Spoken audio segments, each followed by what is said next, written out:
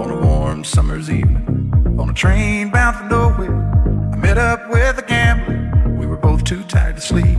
You got to know when to hold up, know when to fold up, know when to walk away, and know when to run. You never count your money when you're sitting at the table. There'll be time enough to count when the dealing's done. Welcome, everybody, to episode 5 of On the Button. I am the host today, Matt Valeo, and I'm joined today by a early and avid Phenom Poker user, Mr. Chris Moxieman Tryba. How you doing, buddy? Woo! Good. Awesome. I see you have like a whole setup going on there. What can you tell me a little bit about your poker station there? 3 monitors.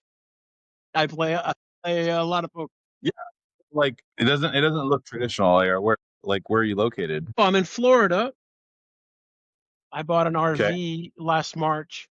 I rented out my house in Colorado, and the guy's never leaving, so I wanted to be in Florida to play some 7-card stud with the old people from Atlantic City, and real estate down here is crazy expensive, so I just bought an RV. Awesome. Now I know for a lot of the mixed game community, you're fairly well known. People seem to know who you are, and I've come across some various Chris Tryba stories. Am I saying your name correctly, Tryba? You are, yeah.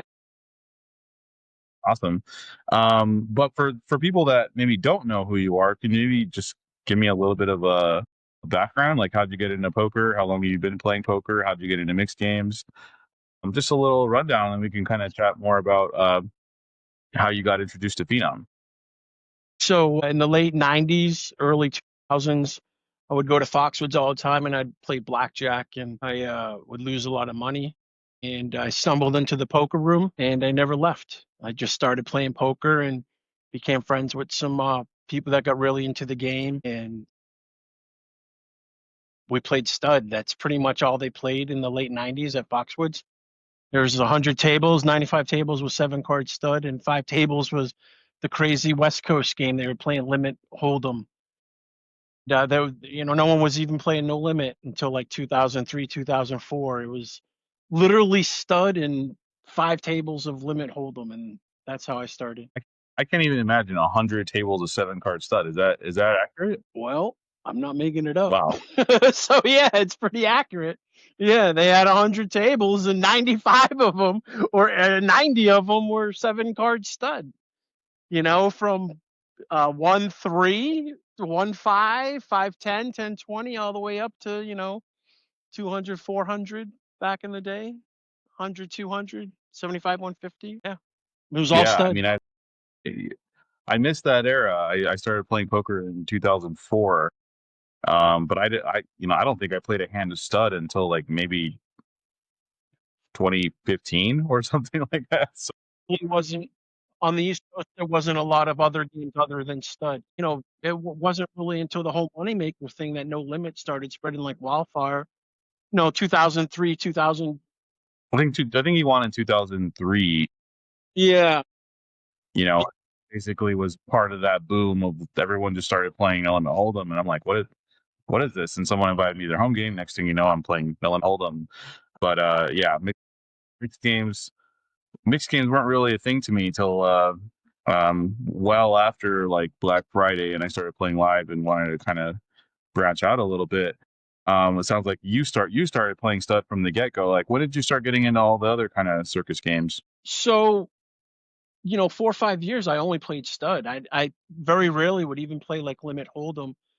And then 2003ish, whenever moneymaker won and things started really transitioning, I started traveling in 2004. I had won a seat to the Foxwoods 10K, and I played my first main event, and then I decided I was going to go out there and kind of see what was going on. And from Foxwoods I went down to Tunica and really started checking out no limit tournaments and whatnot. But as far as mixed games, it was probably horse that really got me into mixed games, playing horse online. I really just always preferred limit games over no limit games. Even now, I don't even like no limit cash. I think it's so boring. It's just very boring to me. So I just prefer playing mixed games. It just feels more creative. You have to think about it a lot more. Yeah, that was my first exposure to mixed as well, was horse. I think it was like playing some like $100 horse tournaments online. So I guess I played a little bit of mixed before 2015, not a lot. But I think in 2015 I started getting really interested, and I actually entered. Probably not the best idea, but I actually entered a 10K horse at the World Series. I was like, I would play a little horse online. I could play. I was like, oh, I'll just play the 10K horse. And I cashed in it, and I'm like, oh, I really thought these players would be a lot better. Like, I was They're like, really not. I should really start. I should start playing more. They're really not. They're still not, actually. You know, there's still a lot of play that's very suspect. Yeah, and I think not saying I was like a great mixed game player at that time, or even now for that matter, but yeah, once I got in the arena a little bit and started playing with a lot of like the bigger names and mix and stuff like that, I realized that, you know, they're just people and they're making mistakes and learning, and like everybody else. And I think that really lowered the barrier for me to want to play a lot more mix. But the thing I really want to talk with you about is, so Phenom Poker we're coming up on our 1-year anniversary of going live for cash games. I think we went live October 7th of last year. Obviously, when we launched, we were tiny. There was, you know, just not too many games running, not too many players, as we were, you know, this brand new thing trying to get our name out there. And this has been a pretty interesting year to watch the growth, and a lot of players coming, games growing, and I think we have a lot more growth ahead of us. But the thing that, you know, one of the things that makes us different, obviously, is the Phenom token model. The whole idea that, you know, any player can earn a piece of ownership in Phenom Poker and earn a piece of site revenues, and just kind of how we think about player rewards and things like that. Now, some people understand it right away and, you know, try to accumulate tokens, and other people just cash them in, you know, the second they get them, which is totally fine. That's their right. You know, our model gives the flexibility of whether you want to hold ownership and participate in the upside of growth, or whether you want to just treat it like a rewards token and use it for cash back and stuff like that. It's totally fine either way. But I would say you're definitely on the former train, right? I think, and I haven't really dug into the data, but I'm told you have one of the largest Phenom stashes of any player out there. I would love to chat with you about it. How did you originally hear about Phenom Poker? What was it that got you excited about the Phenom token? So I've known Joe for quite a while through mixed games, various tournaments, going out to Vegas and whatnot. So I've known Joe for a while, and I started noticing some Phenom patches, or, you know, a hat here or here or there, not last World Series, but the World Series before. So I pulled Joe aside and I said, "Hey, what's going on with this? What's the deal?" And I bugged him pretty nonstop for the first. Well, I probably still bug him too much, but I just wanted to know, because I had played on King's Club for a long time and I didn't really enjoy my experience there for many reasons. But anyway, Phenom, it just was clear to me once I understood what was going on, and it's not something that you can digest quickly for all people. It's not like you just automatically get what's going on with the token and what's happening with it. And I mean, I get so many questions still from people that should have already grasped it, and they still don't understand what's going on with it, which is just shocking to me. But after talking with Joe, I was just all in pretty much from that point on. So not last July, but the July before. And I started really pushing Phenom that August when I got back from the World Series. So I just made a decision that I was going to grab onto the coattails of Phenom Poker and just hold on to the tokens. I believed, kind of knowing what the revenue was at King's Club, what the revenue could become at Phenom, and how that would translate to the token value, and what that would mean to me, like trying to hoard as many tokens as possible. Yeah, awesome. So, you know, for those that don't know, you're talking about Joe Weinberger, one of the founding team members here at Phenom, and he works a lot with a lot of the agents and affiliates. And you bring up a great point. I think Phenom could do a better job of explaining the token model, and that I think there's things that we can do through video educational content and put I honestly information on the website. I don't think that's correct. I think people just aren't going to understand it. And it's pretty kind of simply laid out. Like, I mean, it should be understandable. And I'm still kind of explaining it to some people that still ask the same questions. I don't know if it's they don't pay attention or they just don't care enough to pay attention. They have to ask the same question over and over. And I find myself sometimes like having to clarify things with Joe because there's a lot of information, but it takes a little time so you have to put some time into understanding it. But I think it's been Yeah. pretty well laid out, honestly. Okay. Well, I appreciate that. I definitely, as kind of the architect of the model, it's always pleasing to hear when somebody kind of gets it and appreciates it because, pretty good amount of thought and work went into designing the model. And, like it's really kind of the first of its kind, even for people that aren't familiar with crypto, like it's not similar to other crypto tokenomics models at all. Not at all. It's really based on of real revenues and equity and merging that into a rewards program and making it scalable to kind of the levels that I envision Phenom going to. It's not an easy thing to do, to see it in action to work. It's very satisfying to me to see players really take advantage of it, because like whether you're a recreational player or a professional player or something in between, semi-pro maybe, like as some people are, I just personally think that if you're here early and you're helping to build, a brand new ecosystem and things like that, like you shouldn't just be another player. You shouldn't just be a number on a spreadsheet somewhere. And can you tell us how many Phenom tokens you've managed to acquire up to date? Well, so I was never given any. Every token I have, I've earned, which is kind of cool, but I have far less than I had hoped for because I had tried to do a really big marketing push with Facebook that failed. It failed miserably. And I signed up a lot of players, but they didn't play. And that's kind of the key. Like Okay. signing up players is cool, but they need to play, especially with the old model when you got 100 tokens when they played and they qualified and whatnot. So 92,000 tokens, and I really thought I'd have 500,000 by now, which, is just kind of not what I have. But 500,000 would have been really nice. But 92,000 is really nice as well. And, that was a lot of just literally just playing. And I do have maybe 10 referrals that do play. So, and their play has picked up, and I have a couple that play a lot, and they play bigger than me. I only play 4-8. I play some 5-10 limit. I don't play any no limit really. I don't play higher. I played 15-30 for 5 hands. I don't play any 10-20. So I've never played higher than 4-8 really. I just saw it to me like I didn't want to create a larger variance in the actual play. I wanted to keep my variance in the play itself really low so that I could just put in massive amounts of time, which I feel I have done. I've played 2,200 hours since October 7th. So that's a lot of play on the virtual. Yeah, 20.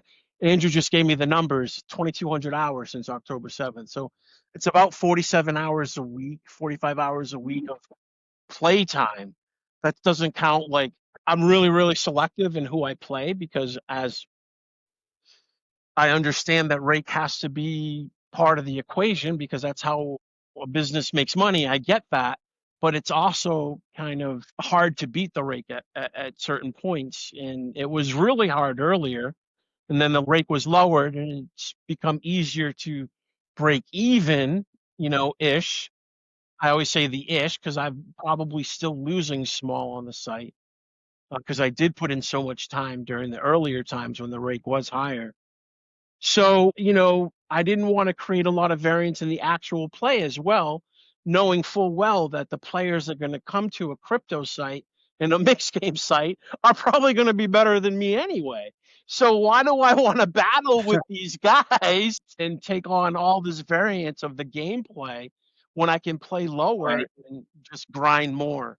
So that was my approach. I mean, it sounds like a totally reasonable approach, and it really lines up with kind of the vision here, like we have a very different reward model. We have a very different way of viewing, creating a poker site in today's poker world. But, I definitely don't want people to like play outside of their comfort zone, to go and try to do things that are dangerous for them or anything like that. I really just want a place for people to play, that's fair, safe, transparent, and puts the player's interest first. And the token model is kind of our way of doing that, of like whether you're losing or winning, or just having fun, whatever it might be, you should get rewarded for helping to build a brand new ecosystem, right? Because it's not the operator's ecosystem. I want to put that out there. Like, it doesn't belong to the operators. It belongs to the poker community. We're the ones playing and creating these games and coming together. That's kind of what makes poker a really cool sport, if you will.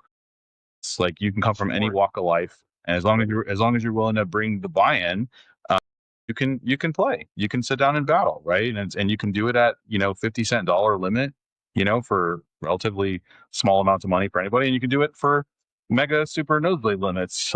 As you've seen, we've had people battling 2K, 4K on Phenom Poker, but 92,000 tokens. So we're talking over $250,000 worth of tokens. There's no way you've paid that much in rake. So no, and I'm definitely not losing that much either. So yeah, but I did spend 40 to 50,000 on the failed Facebook marketing. So I am a little deeper, and I wish I had taken that money and invested in Phenom rather than trying to do what I did.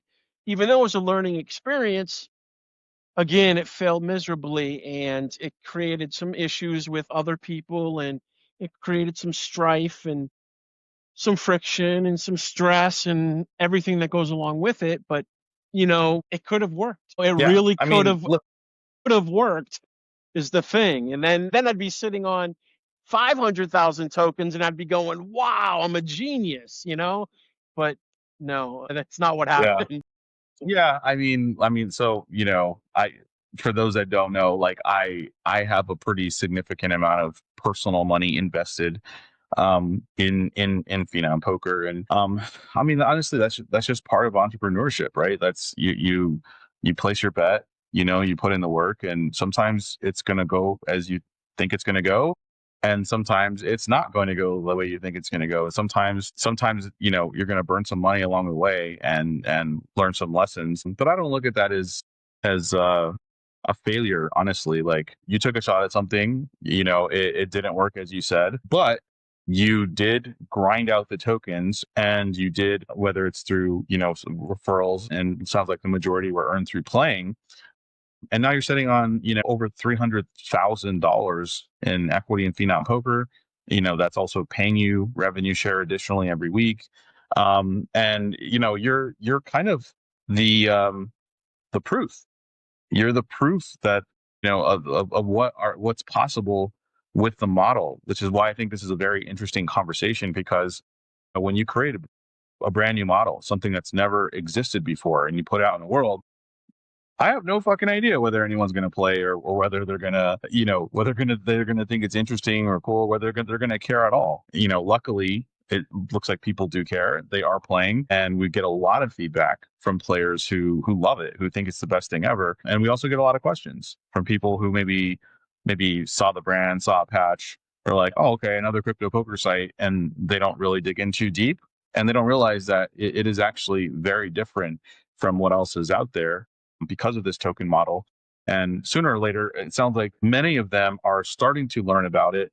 But I think it's very useful for them, for our community, to hear your story, because like you said, you're just a normal guy, playing, pretty low limits, like 4-8 limit, I think, is an accessible it's limit. Really low. Yeah, I'm really low. And I've watched people come, and they kind of treat it. They didn't have a plan. They come in and they try to just play higher and higher and higher.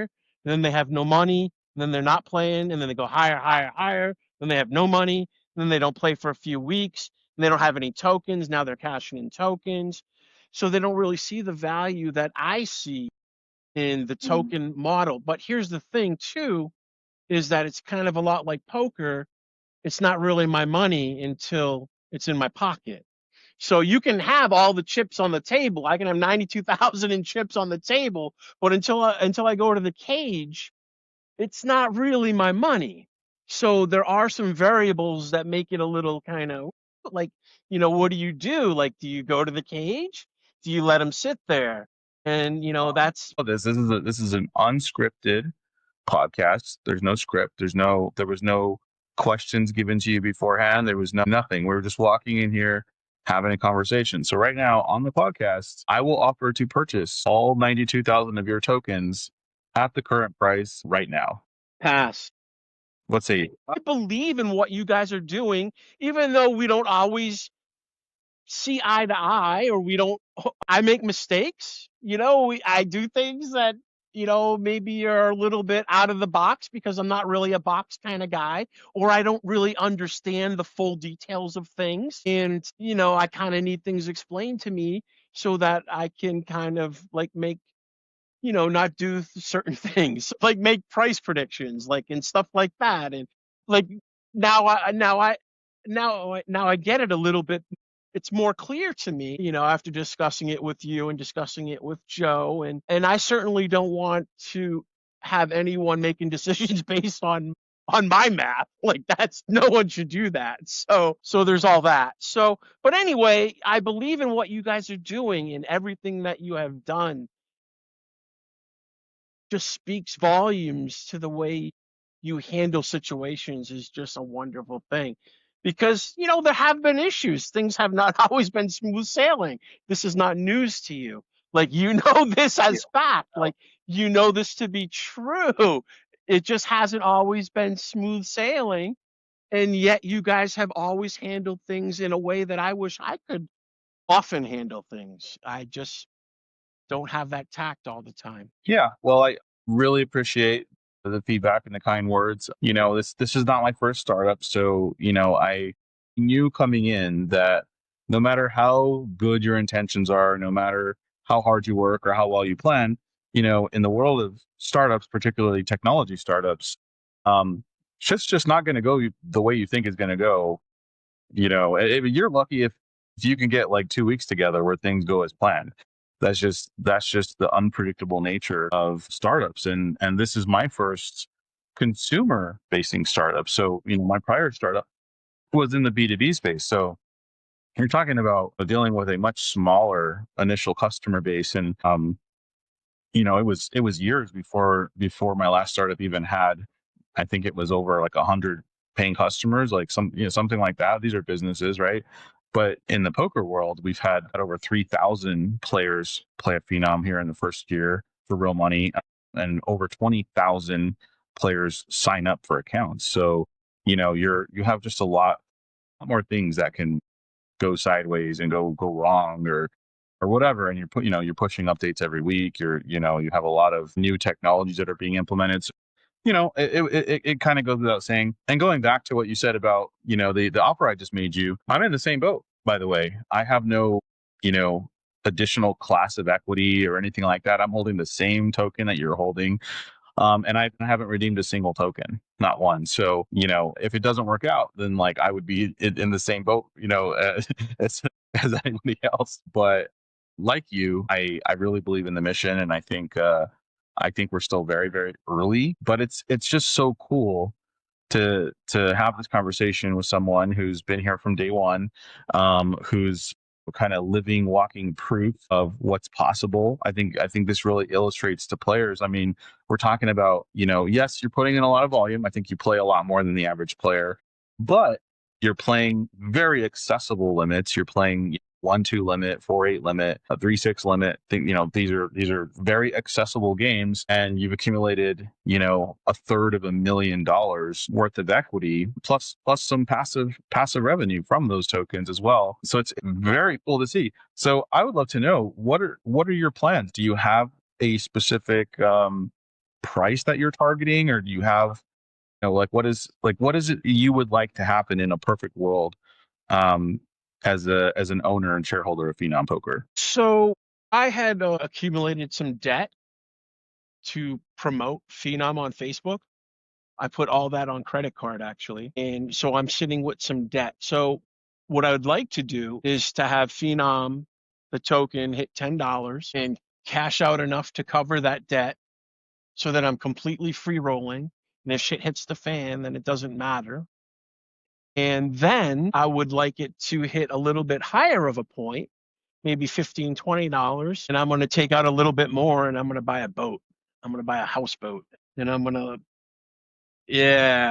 buy a houseboat and I'm going to put it on my RV. I'm parked at Lake Okeechobee, which is the 5th largest lake in the world. It's very, very large. There's a lot of tourist attractions here for like people that fish and nature hike and all that jazz. So I'm gonna probably stay in this area because it's very accessible to my stud game in the winter. And I like it here in the winter because it's not 5 degrees and it's not 2 feet of snow like Boston. And I will live in the RV and I will maybe rent the houseboat as an Airbnb to try to, reduce some of that cost. I'm looking at a $50,000 to $60,000 boat, like a nice 40-footer or 2-bedroom. And then after that, I'm just going to let it ride and then I'm going to fade off into the sunset and maybe go play some tournaments again. I've played one live tournament since 2 summers ago. I've really, I just went all in on Phenom and stopped going to play my live stud game twice a week because it wasn't as profitable as grinding tokens. So it just didn't make sense to go play 30-60 stud when I could make tokens that are going to escalate in value and be worth more than, the plus minus of a 30-60 stud game. So I even put that on hold for for a large part of this year. The thing that I really like about your goals is they're so reasonable.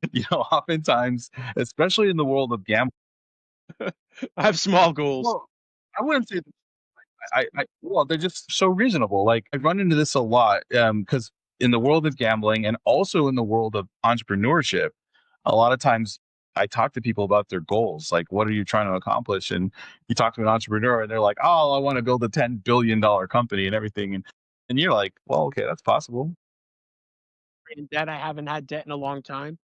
So I don't like having that. But the value of the token is greater. It will be greater than cashing out now and paying that. Like that wouldn't make sense to me. So that is the goal, is for it to hit $10. I'll have $1 million. That's just absurd. That's such an absurd amount of money. So there's no reason at that point, once it hits $10, to pay off I think it's like $52,000 in credit card debt. There's no reason not to pay that off, take a little bit off the top, Right. and I'm completely free rolling. And, my revenue share weekly is actually hit a point where it's actually it pays my rent. Like, so I pay $600 a month to live in my, I pay $600 a month to live here. Right. So that's nothing. It includes electricity and water and everything. And, but my revenue share is like 300 right now. So my revenue share pays my rent and it will continue to do that. And plus I collect rent from my house in Colorado. So like, I don't need a lot of money to survive. I'm way past that time in my life where, I gotta have the best car, I gotta have the best this, I gotta have the best of everything. I just don't care about that stuff anymore. It's long past. So I just want to be debt free again because it's been a year. I don't like carrying debt. I haven't had any debt in a long time, so that would be cool to be debt free, and then to buy a boat. That'd be kind of cool. I like a houseboat. Really reasonable. And honestly, it just sounds so peaceful. Sounds like just, sounds great. Just living the life that you want, man. It sounds awesome. So you gotta tell me what's going on with the beard here, man. You're like giving off some heavy Kris Kringle vibes here. Like, is there a story? So I never had a beard. I could never grow a beard. And then just kind of Well, like, I don't know if that's true. well, I'm telling you, I never could grow a beard. I don't know. It came out of nowhere. Like one day I woke up and it was kind of there. And then I just said to myself, I'm not going to trim it or cut my hair until I have 100,000 tokens. So now it's really hard to make tokens. I went from making a lot of tokens when it was 22 cents a token, and now it's 362. Now it's so much harder. And I'm pretty burnt out from playing so much, right? So I'm pretty burnt out now. To get motivated to play is really hard. I only played 14 hours last week. That's like crazy low. Like that's crazy low. But so now I'm like I'm only making 500 tokens a week or so, maybe 1,000 on a really good week. It's going to take me still another probably 14 weeks I to mean, get to 100,000. It might be down to here by the time I get to I mean, 100,000. you're still within reach though, so it's okay. You could take a little time off and decompress, but yeah, I think it sounds like you're for sure going to hit your goal. So, Once I awesome, set like man, awesome. once I mentally set like to do something, I'm just way too OCD not to follow through. So like it's like just not going to come off until I have at least 100,000 tokens. I'll make a decision at that time whether or not it's going to come off or not. I don't know, but it's so hot here in Florida that I really just want to shave my head and just shave everything off, but it's not going to happen. So let's do something fun. What is your prediction? The Moxieman predict. I've seen you in Discord. You've made predictions and put some stuff out there. What is the Moxieman prediction on when the Phenom token hits $10? So it's really kind of tough. It's going to be flat for a while until these MTTs get really fleshed out. And since I don't have the real skinny on what's going on with the MTTs, it's hard to say. If MTTs are going to be roaring, like full bore, ready to go in a month, you're kind of looking like maybe not, maybe 2 months. So end of October, like You can ask questions and I'll answer them. This is out there for the public. So whatever you want to ask when on behalf of the are tournaments going to be fully roaring, like full on promotion series, giving bracelets for different events, kind of like the UBOC. yeah. I still have my horse BOC bracelet from Ultimate Bet. Like when are you going to put something together like that? Like when's that going to happen? And I can better answer your question. Yeah, sure. So I think as you know, we've put out a kind of a light, not super aggressive schedule, and the plan is really to just flesh out any remaining bugs. We did find some bugs that are kind of have been persistent. So the team is hard at work to squash those and really make a really solid experience. I was not happy with the tournament experience as it was. So I told the marketing team, let's be patient. Let's wait. Let's not go balls to the walls with crazy promotion, all this, and bring people into anything that's less than an excellent experience. So for Totally me, agree with it was that. not an end. And I said, until I see an excellent experience, then we'll, I'm happy to spend whatever makes sense. If Eric, our community engagement and marketing person, comes and says, "Hey Matt, I want to spend 100K this month marketing, whatever," I'll say sure. So he already is budgeted to go and bring in more players and do more stuff. We actually have some very exciting partnerships that are just launching even right now this week. Brand new partnerships that are launching. So expect, some a boost in players and signups and stuff like that. For MTTs specifically, I think in the next week or two, we're going to see some big improvements coming in the updates. Now, I don't know, like once, we have to push those live and then see, like, is this in fact fixing kind of the major issues that are overhanging? If the answer is yes, we won't wait. We will ramp up the schedule. We will add more guarantees. We will increase the guarantees every week, and we will design a fun tournament series with I don't know if it's bracelets or pendants or watches or whatever it is. Like, we will design a fun tournament series. We will also pursue some live partnerships. So for live players, like, we have a lot of ideas on the table, and these things could start coming to fruition as soon as in the next couple of weeks. But I would say just expect progress in the coming weeks and months. The thing that I really care about is I just want to see progress. I want to see improvements. I want to see the playing experience get better and better. I want to see the features get delivered that the players ask for. Players are asking for features like they want bounty tournaments, they want PKOs, they want mystery bounties, they want run it twice. They want, and there's going to be more, right? Like facilitating chops is something you're going to have to build into the tournaments. And, there's a bunch of new formats out there. There's, spins and all kinds of stuff. So as long as I see progress, like if the team is making this thing better week over week, then I'm happy. I'm very happy because I'm here for the long haul, right? Like I think in terms of years, not in days or days or weeks. Like, it's cool to see week over week growth and it's cool to measure progress, but I want to know that we're walking or running or gliding towards the bigger goal, which is a flourishing poker ecosystem. And in that regard, we're so early. I still think we're in the first inning. I really do. I don't look at this as a finished product. I don't look at this as even a full-fledged company. I look at this really as we are an early stage project. We have a big goal that we're going after, and we're hitting some bumps along the way. That's normal. I think there was no way to avoid hitting some bumps, and so I know people are itching for better MTTs. They're coming. They're coming, and when they do come, you're not going to be going like, man, like remember September 4th when there was a bug. Like, you're not going to care anymore, right? You're going to be playing the game that you want to play. And we're all going to be playing some poker, baby. Yeah, I mean that's a hell of an approach. I love that. I have nothing against that. The only way I can answer the when's it going to be $10 question though is to have a better feeling of, when MTTs kind of are fleshed out, because I think that's going to be the next big push in my opinion, not knowing any of what else is going on.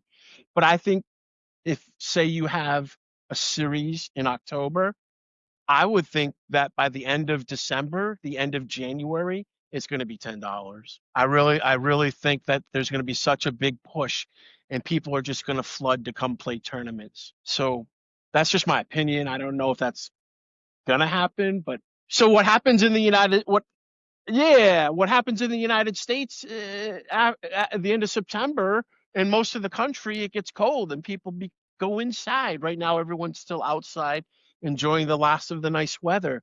Once more people are inside and they're watching football and they're like, hey, I can play a tournament on Phenom and watch the game, the site is just going to snowball. It's just going to get more and more. Yeah. I mean, we have honestly, I think MT will be a nice growth catalyst. Quite frankly, I think a lot of the other things on our product roadmap will actually be much bigger catalysts. Really? I do. I think, although I think Chinese poker will have a much bigger immediate revenue impact over time. I think because it takes time to build. What are you MTTs basing that on? Because I don't know like this huge Chinese poker following. Like, what do you base that? I'm basing it a lot of the data on like how many people play Chinese poker and what kind of revenue that it can generate. Even on like a lesser known site like King's Club, but knowing kind of how much revenue they generated just through Chinese poker and having those games running just 24 hours a day. I don't know anything about Chinese I think it poker. will have an Interesting. yeah. Wow. It's super popular. A lot of people play Chinese on like specific Chinese apps that are not very good. Then there's the issue of settlement. Like there's a lot of people like playing against each other on credit and stuff like that, and then now they're trying to collect and settle. And I just think people would really want an experience where they're getting paid out right away. There's no counterparty risk, and that's what Phenom provides. There's no counterparty risk. The money sits in a smart contract, and when they leave, they just get paid out immediately. There's no like, am I going to get paid? Or hey, will you please pay me? Or hey, we're hit a certain number. I would feel comfortable if you like that, having those awkward conversations. It's like, no, like you bring money to the table, I bring money to the table, and then we just get paid out. Boom, and it works. And I think there's a lot of value to that, particularly in something like Open Face Pineapple, which is like very popular. People are playing it all the time, all over the world, and this is an actual problem to be solved. So I think on a short-term basis, I think that the revenue impact will be much greater from that.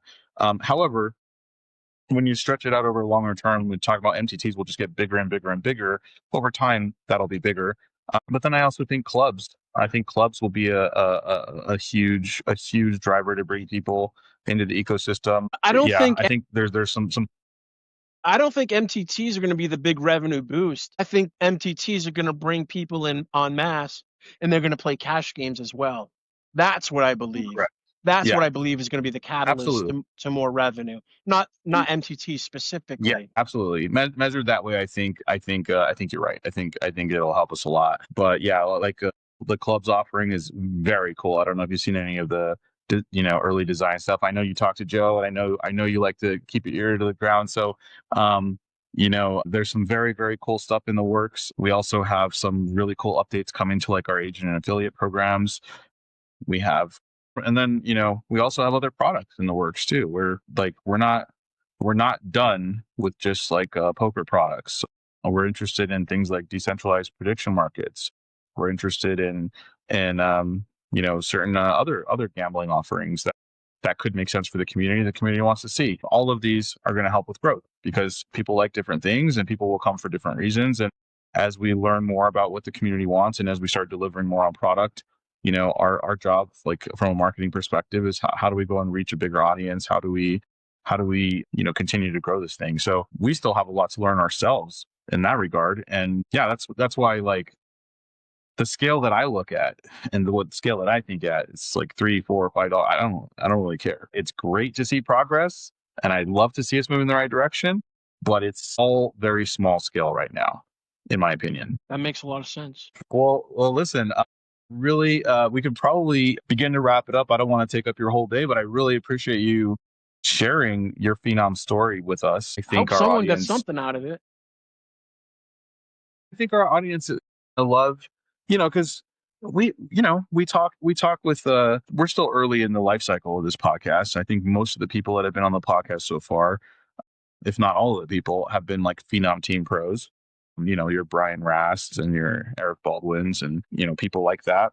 And I think it's important that we're not just talking with, like super pro professional players, that we're also talking with members of our community and hearing their story. And I think your story is really awesome. It's you're playing limits that are very accessible. Your goals are very reasonable. And even now in our early stages, you're living, walking proof that, just grinding, 4-8 limit poker from your RV, made hundreds of thousands of dollars in value generation. And not to mention the passive income that you said, is already helping to pay your rent. It's just such a cool story. I think it's incredible. Well, it was the whole reason why I skipped the World Series this year. It's the second time in 25 years I've missed Vegas in the summer. And I knew there was going to be a big spurt in the token value after the World Series. And that's exactly what happened. I would probably have 20,000 less tokens if I had gone to Vegas. So I'm really happy with the decision as of this moment. And I hope to be happier in 6 months. That's just so sick. Like with 20,000 less tokens. So that means like by not going to the World Series and playing on Phenom Poker, like you essentially earned an additional $70,000+. Correct. Yeah. Yeah. That's incredible. I know I didn't make $70,000 during the World Series. In fact, I've had two really good summers. I've had 2 really good summers in 25 years. So this was a very good summer, and it's going to get better too. Like, it's going to be 200,000 in value when it hits $10. If I would have just not gone to the World Series and just done nothing at all, I would have saved a lot of money. I've been there. I've done that. So yeah, my plan is to go next year with $1 million in Phenom. So yeah, one thing I learned about after the pandemic is that, missing a World Series, missing a Vegas is okay. Like you don't have to go to every one. I've been to a lot of them. I've been going since like the late 90s, since 99, like, or 2000. I've gone to 25 of them. It doesn't change. Like there's always, I get sick every year for a couple weeks. I lose money. It's just a lot of added stress. I got sick. I was a lingering sickness because you're just going into that petri dish that is the Paris Hotel and Casino, and back in the convention center, there's no sunlight, there's no fresh food options. I got sick. My back gave out right in the middle of the series. I was like going to physical therapy just so I could like tolerate the pain of sitting in those crap chairs. By the way, so I've been playing poker 21 years, but I've never played high volume tournaments. I've always been primarily a cash game player. But this year, just really kind of in support of Phenom Poker and when I wanted to have camaraderie with like the ambassadors that are in town and everything, I had some bracelet bets and stuff. I decided to play more tournaments, and I was miserable. I was miserable all summer long. I was like, not easy. Please make it stop. It's not. It is so brutal, but it really opened my eyes. People just have no idea. I play about 40 tournaments a summer, and it just wrecks That's a me. lot. Yeah, it's a lot. And that doesn't count day 2s or day 3s. That's just Yeah, right. individual events. It's a lot. Yeah, The yeah. year before last, I got really sick for like 3 weeks. And then I played the 25K horse or the whatever. Yeah, it was 25K horse. And I shouldn't have played it. Well, I mean, it was questionable. I don't want to say I shouldn't have. I mean, I felt fine, good enough to play. But I mean, I just gotten off like a 3 week sickness, and I get sick every year there. It's so terrible, and I had no problem skipping it to grind tokens. I mean, I knew it was going to jump, and it jumped like $2.50 right after the World Series. I'm pretty sure I actually have the. Yeah, I mean, we had a lot of conversations with people, at the World Series, who had kind of maybe heard about us a little bit, but didn't know that much about it. They took an interest to learn more about it. A lot of the high stakes community, particularly the mixed game community, was very interested in what's going on. And a lot of people told us, as soon as I get home, I'm signing up and I want to check it out.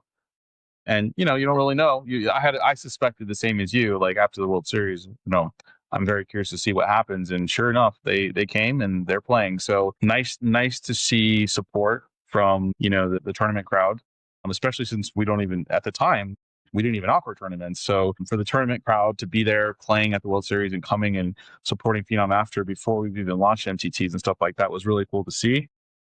They've been also giving us active feedback on the things they want to see. So that gives our product team, fuel to work with. And it's really, really, really cool to see and connect with the community. And it really opened my eyes also to some of the improvements that live poker could use. Obviously I've been very focused in those last 2 years of figuring out how I can, go in and build something cool in the online poker space. But live poker needs a lot of improvements, man. I'm, if the WSOP is the pinnacle of live poker, and I think a lot of people consider that brand to be very prestigious and to be the pinnacle of the game. I got to say, I would hope for better. And I don't want to like trash the brand and everything. But if that's the best we can do, how we treat players and the platform that we give them and everything, like I would like to see some different things. And I think the players have been asking, these large companies that own these brands, for these changes for a long time. And kind of like in the online poker space, I feel like it kind of falls on deaf ears a little bit. So I don't want to put too much out there, because it's very early. Let's just say that I am also interested in doing something in the live poker space, and conversations are being had. More to come, and then Nice. we'll see what that does to your price predictions and stuff. But listen, I really appreciate you coming and having a conversation with us. I want to see what your face looks like, man. So I hope you hit that 100K soon. I might not shave it off. I don't know. We'll see. It's gonna be 14 weeks minimum. It's so hard to earn the tokens now. I feel bad for the new people. It was a lot easier last October. Well, don't dissuade people. Like, I'm not trying to dissuade it's true. anyone, Like, but it's just a fact. I mean, I know, but remember, a new player, they don't know what it was like to earn at 22 cents, right? They didn't know, like, oh my God, like you were getting thousands and thousands of tokens per week. But remember, a new player coming in and let's say they earn 100 tokens for the week. To them, that's a lot because they never experienced anything prior, right? So for that person, come next year, they're going to be like, oh man, it's hard to earn tokens. I'm only earning 20 tokens a week or whatever. Yeah, I used to earn 100 tokens a week. The thing is as long as we have a lot of growth ahead of us, then it's always cheap. You know what I mean? Like, it's kind of like saying like, man, I shouldn't have bought, Amazon stock at $30 when I could have had it at $1. right. Or I could have had Bitcoin. I don't want to buy it at $100. It was at 60 cents. Why would I buy it at $100? Well, because it's going to $100,000, right? So that's the way I look at Phenom. I just totally missed on the Bitcoin thing, and it was right there, and it just went right over my head. So when Phenom came available, I was like, I'm not missing this one. I'm grabbing on with both hands. That's what happened. Yeah, you were here in December when we were at our absolute low of like 22 cents. So, for you, like you think that you compare that to now and say, man, it's hard to earn tokens. But I would argue that the price, we're still very early. The price is very, very low. And, for a new player coming in, it's very easy to earn tokens right now because the day will come, where it'll be impressive, very impressive to earn 100 tokens in a week, right? That might be like a very impressive, ambitious There'll thing. come a time where it might be impossible. It Yeah, might be I mean, impossible for to. sure. So I have my sight set on 200 a token. That's the goal that I'm looking at. And obviously at 200 a token, like it's not realistic to generate like 20,000, in rake in a week, or actually that would be like actually much more than that, right? So that's not possible for a single player to do. But right now, you can earn in the hundreds of tokens per week, and then watch that grow. And I think we're still very early in that regard. So cool for the people that were like the super early people. You took the most risk, right? Playing on an early site and holding the tokens, because the vast majority of technology startups fail. And it's very possible that we could have launched and we'll kind of try to get some games running, whatever, and then we just kind of fizzle off. That's happened to a lot of poker sites. I don't take it for granted. There's a lot of smart people, well-funded people, even famous poker people that have attempted to start an online site and it didn't go their way. So I don't take any of this for granted. I'm very grateful that we're still able to work on this project, that we have a growing, thriving community, and that we have, despite our progress, we have more ahead of us than more growth ahead of us than we have behind us. And I really appreciate you being an early part of that community, Chris. Well, thank you very much. I appreciate you guys putting it all together, giving me the opportunity. More to come, man. More to come. All right, man. That's it for episode 5 on the button. Until next time.